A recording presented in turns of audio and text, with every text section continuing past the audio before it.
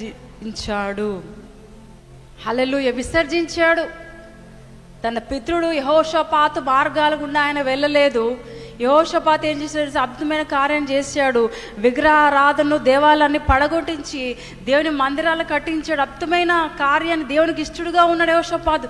కానీ యెహోషాపాతు యొక్క కుమారుడు యెహోరాము జ్యేష్ఠుడు అలాంటి జీవితాన్ని జీవించలేదు. ఎందుకంటే ఆయన యెహోరాము ఏం చేసి తెలుసా? యెహోవాను విసర్జించాడు.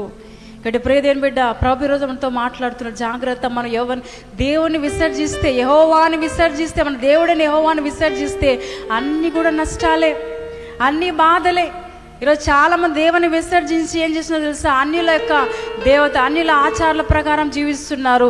వారు క్రైస్తవుల అని చెప్పుకోవడానికి వీలుండదు. అంతగా భయంకరమైన అన్యుల ఆచారాలు ఈరోజు చాలామంది జీవిస్తున్నారు.